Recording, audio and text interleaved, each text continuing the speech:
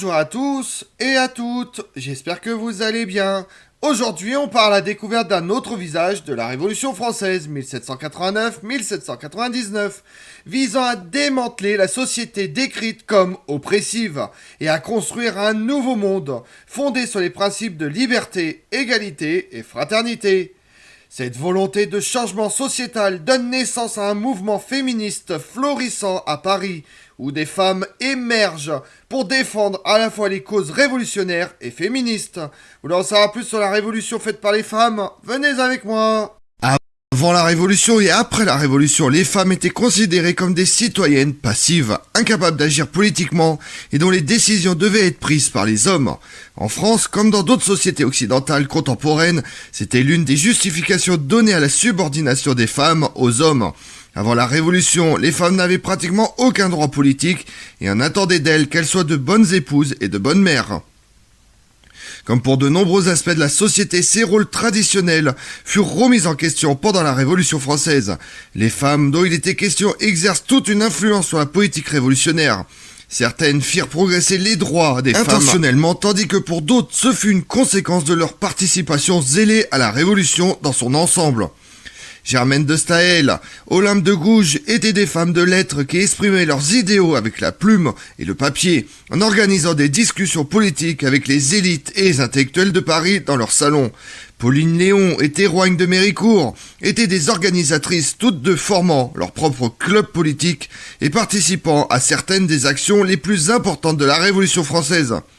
Il ne s'agit pas là que de 4 femmes dont l'impulsion influence la Révolution et font avancer la cause féministe à l'un des moments les plus importants et les plus instables de l'histoire des droits de l'homme. Anne-Louise Germaine de Staël-Holstein, 1766-1817, plus connue sous le nom de Madame de Staël, était une écrivaine, théoricienne, politique et salonnière franco-suisse qui s'impose sur la scène politique pendant la Révolution. Née Germaine Necker, elle était la fille du très populaire ministre royal des Finances Jacques Necker et de la salonnière Suzanne Croschold. Germaine avait été éduquée dans le salon de sa mère où elle avait été exposée pour la première fois aux œuvres des philosophes du siècle des Lumières, Jean-Jacques Rousseau et le baron Montesquieu. En 1786, Germaine épouse un diplomate suédois, le baron Erik Magnus Staël von Holstein, et termine sa première pièce en 3 actes la même année. En 1788, Germaine de Staël accède à la notoriété en publiant un ouvrage très remarqué sur Rousseau, intitulé « Lettres sur les œuvres et le caractère de Jean-Jacques Rousseau ». Au moment de la publication de l'œuvre, elle n'avait que 22 ans. Avec le déclenchement de la Révolution française en 1789, Madame de Staël s'engage publiquement. Bien qu'elle n'ait pas pu légalement exercer de fonctions politiques, elle assistait fréquemment aux réunions de l'Assemblée nationale et fait la connaissance de nombreux députés. Elle ouvre son propre salon à l'ambassade de Suède à Paris, où elle reçut un grand nombre de nobles français, de dignitaires étrangers et de personnalités politiques influentes. Les dîners qu'elle organisait dans son salon et dans son hôtel particulier étaient fréquentés par des personnalités telles que le marquis de Lafayette, Thomas Paine, Thomas Jefferson et Sophie de Condorcet. Ces dîners à la mode contribuent à façonner le discours révolutionnaire public à Paris. Madame de Staël se réjouissait d'accueillir des personnes de tout horizon politique et de les rallier à sa cause grâce à son charisme personnel et à ses talents de débatteuse. Au cours de la première phase de la Révolution, Germaine de Staël était considérée comme une radicale, favorisant la mise en place d'une monarchie parlementaire basée sur le modèle de la Grande-Bretagne. Mais au fur et à mesure que la Révolution prenait une direction de plus en plus radicale, Germaine vit ses positions s'aligner davantage sur la faction modérée des Girondins. Au cours de l'été 1793, les Jacobins extrémistes arrivent au pouvoir et purgent les Girondins du gouvernement.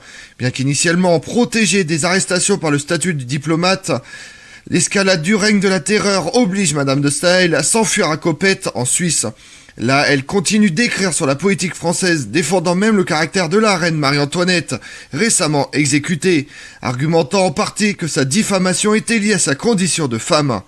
De Staël revient en France en 1795 après que les Jacobins eurent été chassés du pouvoir, mais elle fut contrainte de s'exiler à nouveau en 1804, étant devenue une opposante déclarée de Napoléon Bonaparte.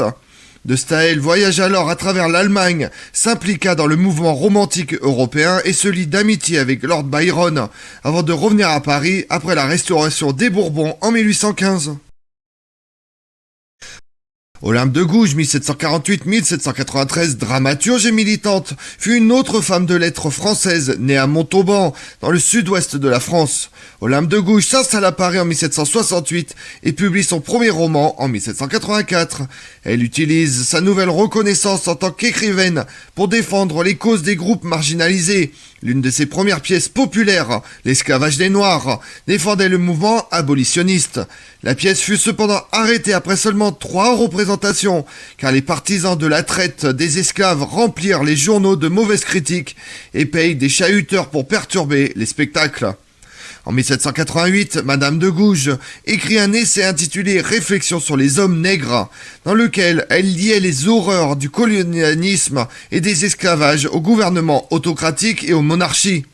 Ses convictions abolitionnistes lui valurent des menaces et des attaques publiques, non seulement de la part des pro-esclavagistes, mais aussi de ceux qui pensaient que les femmes n'avaient pas leur place au théâtre.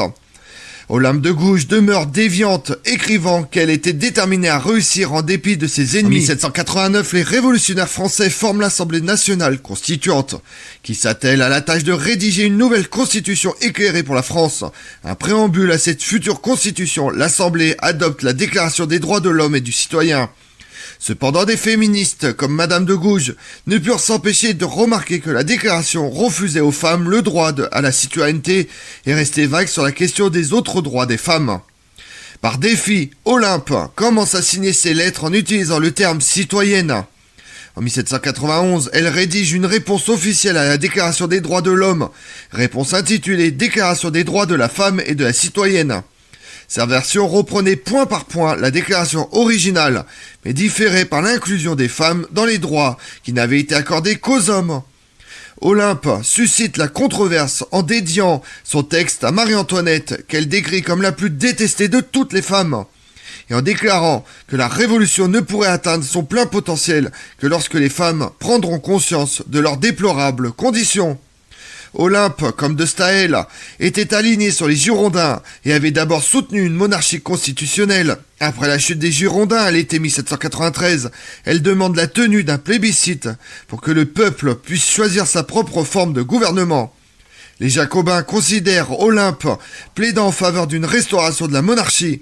Elle fut arrêtée, soumise à un simulacre de procès et guillotinée le 3 novembre 1793. Germaine de Staël et Olympe de Gouges sont représentatifs de la première phase de la Révolution française, guidée par un libéralisme modéré et menée par des intellectuels bourgeois. Mais au fur et à mesure que la Révolution progresse, elle devenait de plus en plus extrémiste et militante. Le pouvoir tombant entre les mains des révolutionnaires de la classe ouvrière connus sous le nom des sans-culottes. Des groupes de féministes militants apparurent également à cette époque. L'une des plus remarquables était Pauline Léon, 1768-1838. Son père meurt alors qu'elle était encore enfant, ce qui l'oblige à élever ses 5 frères et sœurs plus jeunes et à aider sa mère à gérer l'entreprise familiale de fabrication de chocolat. Cette expérience lui a appris la valeur de l'indépendance et lui ouvre les yeux sur les disparités de la société française, notamment en ce qui concernait les rôles dévolus aux hommes et aux femmes. Léon accueille favorablement la Révolution. Elle participe à la prise de la Bastille le 14 juillet 1789 et présente à la manifestation anti-royaliste sur laquelle les gardes nationaux tirent lors de la fusillade du Champ de Mars 2 ans plus tard. Léon détestait les modérés, affichant une haine particulière pour Lafayette, et souvent présente aux réunions du club radical des Cordeliers. Contrairement à de Gouges, Léon n'était pas féministe, ne se battait pas pour l'égalité des sexes, ni pour les droits des femmes. Cependant, elle était une fervente partisane de la Révolution et pensait que les femmes devaient pouvoir défendre la patrie au même titre que les hommes. Elle se prononce ouvertement en faveur du droit des femmes à porter des armes et prend même la parole devant l'Assemblée nationale pour demander la création d'une milice féminine armée. Ce projet n'aboutit jamais, mais il aurait été incroyablement radical car le droit de porter des armes était étroitement associé à la citoyenneté. Les opinions extrémistes de Léon s'alignaient sur celles des Jacobins, mais comme le club des Jacobins n'admettait que des membres masculins, elle juge nécessaire de créer son propre club politique, la Société des Républicaines Révolutionnaires. La société prônait l'égalité des sexes dans la politique révolutionnaire. Elle participe à l'insurrection qui conduit à la chute des Girondins le 2 juin 1793 et s'élève en obélisque à la mémoire du leader radical Jean-Paul Marat après son assassinat le 13 juillet. La société demande à la Convention nationale de rendre obligatoire pour toutes les femmes le port de la cocarde tricolore, auparavant exclusivement associée aux hommes. La Convention adopte un décret en ce sens en septembre, mais de nombreuses femmes refusent de porter la cocarde. Après la mort de Marat, la société commence à s'éloigner des Jacobins et s'aligne sur un groupe contre Robespierre appelé les Enragés. Léon épouse le chef des Enragés, Théophile Leclerc. Les Enragés étant considérés comme des rivaux par les Jacobins. La société se trouve en désaccord avec la Convention nationale dominée par les Jacobins, qui adhéraient à l'idée que les femmes ne devaient pas participer à la vie politique. Pour ces raisons, le 30 octobre 1793, il fut officiellement interdit aux femmes de former des clubs ou des organisations politiques. La Société des Républicaines Révolutionnaires fut dissoute et Léon fut arrêté, mais elle fut libérée après la chute de Robespierre en 1794. Après sa libération, Léon se retire de la politique pour devenir institutrice, profession qu'elle exerçait jusqu'à sa mort en 1838 à l'âge de 70 ans. Anne-Joseph Théroigne, dite de Méricourt, 1762-8 juin 1817, fut l'une des organisatrices les plus mystérieuses de la Révolution, dont la véritable histoire doit être distinguée des nombreux mensonges et rumeurs qui persistent encore aujourd'hui à son sujet.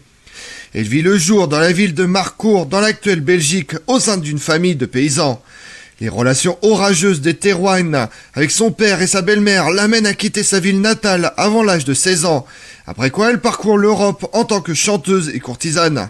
Elle vécut une vie mouvementée avant même son engagement révolutionnaire et se retrouve à Paris en 1789, à la veille de la Révolution. Théroigne de Méricourt s'intéresse immédiatement aux événements en cours, car ses voyages et ses expériences l'avaient rendue compatissante envers les opprimés. Elle était fascinée par les séances de l'Assemblée nationale et décide de s'installer rue de Noailles à Versailles pour ne rien manquer. Pour ne manquer aucune séance de l'Assemblée. L'implication des femmes dans les affaires politiques était généralement mal vue. Théroigne de Méricourt assistait souvent à ces réunions vêtues d'un habit d'homme et d'un grand chapeau rond. Cette tenue deviendra sa signature. Théroigne de Méricourt était une femme charmante, séduisante et franche, qui ne tarde pas à se lier d'amitié avec certains députés de l'Assemblée et à s'impliquer dans la politique. En janvier 1790, elle cofonde l'éphémère Société des Amis de la Loi, qui cherchait à impliquer davantage les provinces dans l'activité révolutionnaire. Elle prit la parole à la tribune de l'Assemblée nationale et au club des Cordeliers, où elle défend des idéaux radicaux et gagne immédiatement des adeptes parmi les sans-culottes de Paris.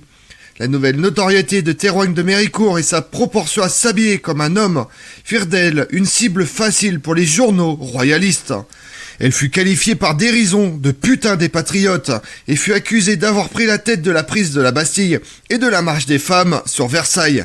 Si elle avait bel et bien participé à la marche sur Versailles, elle ne l'avait pas dirigée et rien ne prouve qu'elle était présente à la Bastille. Les journaux à sensation l'accusent de combattre les soldats et de se prostituer à l'Assemblée nationale pour que chaque représentant puisse équitablement affirmer être le père de son enfant. Ces calomnies constantes affectent grandement Théroigne de Méricourt, qui retourne dans sa ville natale en mai 1790 pour s'éloigner de la politique parisienne. De là, elle se rend à Liège, où elle fut arrêtée par les autorités autrichiennes qui avaient été informées de son engagement révolutionnaire. Accusée d'être une espionne envoyée pour fomenter une insurrection en Belgique, Théroigne fut gardée prisonnière pendant des mois et fut très maltraitée par les gardes. Elle fut libérée lorsqu'il fut établi qu'il n'y avait aucune preuve contre elle, mais elle développe d'importants problèmes de santé pendant son incarcération, notamment des dépressions, des migraines et des toux de sang. Lorsque Théroigne de Méricourt revient à Paris en janvier 1792, elle fut acclamée comme une héroïne pour les épreuves qu'elle avait subies aux mains des Autrichiens, et fut proclamée Amazone de la liberté par les révolutionnaires.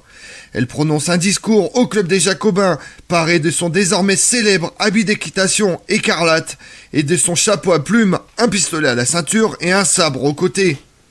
Théroigne de Méricourt reprend son rôle d'oratrice et d'activiste, faisant campagne pour le droit des femmes à porter des armes et tentant même de recruter une milice féminine. Elle contribue peut-être à coordonner les émeutes du 10 août 1792, qui aboutirent à la prise du palais des Tuileries et à la fin de la monarchie française. C'est à ce moment-là que sa popularité atteint son apogée. Théroigne de Méricourt commence rapidement à s'aligner sur les Girondins, alors que les tensions entre les Jacobins et les Girondins s'intensifient au début de l'année 1793. Les modérantismes de Théroigne fidèlent une cible pour les Jacobins radicaux. Le 15 mai 1793, Théroigne prononce un discours pro-girondin au jardin des Tuileries lorsqu'elle fut attaquée par un groupe de femmes sympathisantes des Jacobins. Elle fut déshabillée et sévèrement battue. Elle ne fut probablement sauvée de la mort que par l'intervention du chef jacobin Jean-Paul Marat. Tragiquement, Théroigne de Méricourt subit un grave traumatisme crânien lors de son passage à tabac.